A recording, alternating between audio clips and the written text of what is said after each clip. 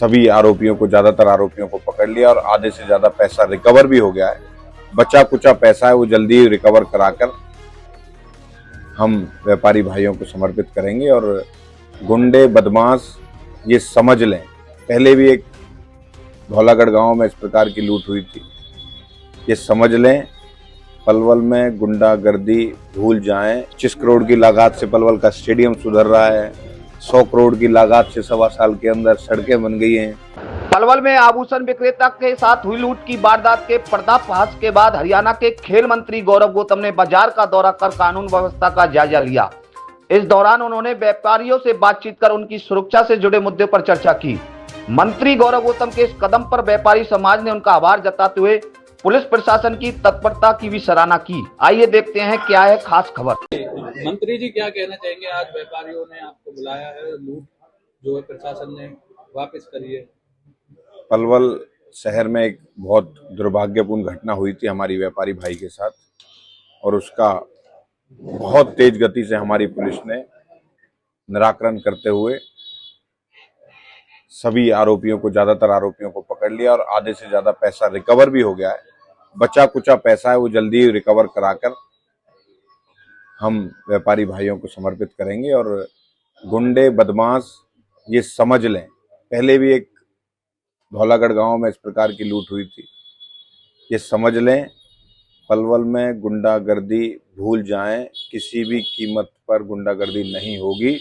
जो होगी तो जो जिस भाषा में समझेगा उसी भाषा में हमारी पुलिस समझाएगी, चाहे वो कितना ही बड़ा आदमी हो। बाजार में सीसीटीवी कैमरे लग रहे थे, आज बाजार में नहीं, जब से मैं 1 साल हुआ है, मुझे 1.25 साल हुआ है मुझे बने, तो मैं तो ये निवेदन आपसे भी करता हूँ कि पलवल में हॉस्पिटल कैसा बन रहा है, 850 करोड़ की लागत से पलवल की सीवर लाइन कैसी बन रही है, 25 करोड़ की लागत से पलवल का स्टेडियम सुधर रहा है, 100 करोड़ की लागत से 1.25 साल के अंदर सड़कें बन गई हैं।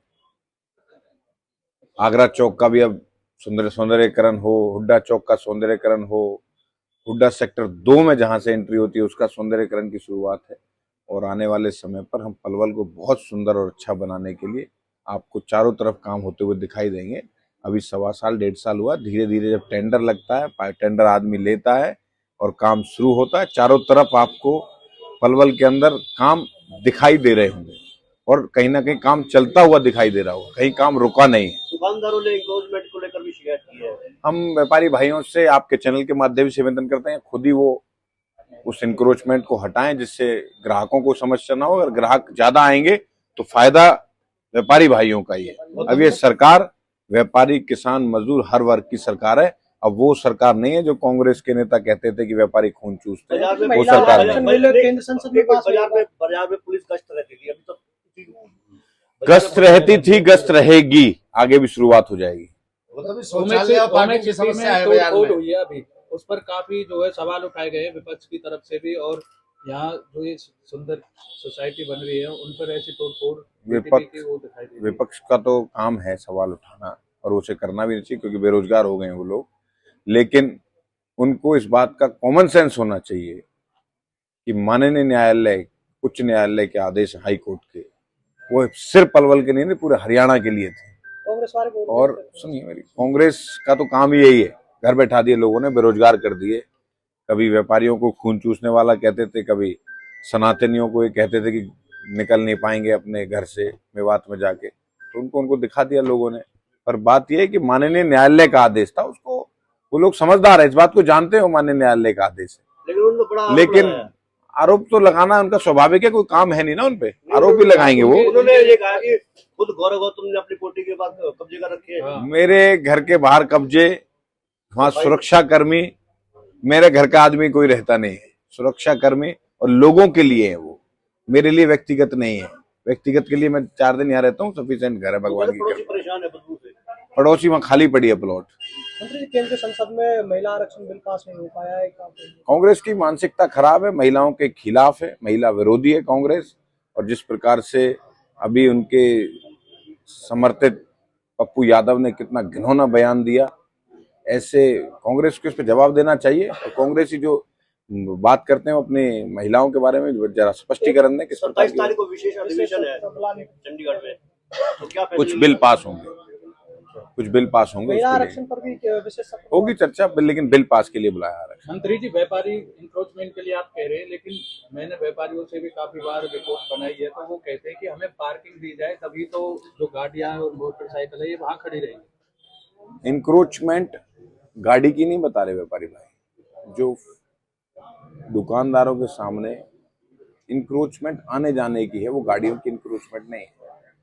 वो सामान कुछ रख दिया जिससे लोग आवा जावा दिक्कत नहीं, ये व्यापारी भाइयों की शिकायत है। मैं अगर वो करेंगे तो ज्यादा ग्राहक आएंगे, ज्यादा फायदा होगा। और हम तो व्यापारियों की सुरक्षा और उनके व्यापार कैसे बढ़े उसके लिए लगातार हर संभव काम कर रहे हैं, उनके बीच में रहकर काम कर रहे हैं, उनका आशीर्वाद से काम कर रहे हैं। शौचालय की समस्या है, 2 शहर की पार्किंग और शौचालय मार्केट, जो समस्याएं होंगी व्यापारी भाई बताएंगे, उनको समस्या का समाधान फायर करने का काम ब्रिगेड की हड़ताल चल रही है, आज 16वां दिन है, और जो गाड़ियों का संचालन है वो हरियाणा रोड के वो कर रहे हो जवान।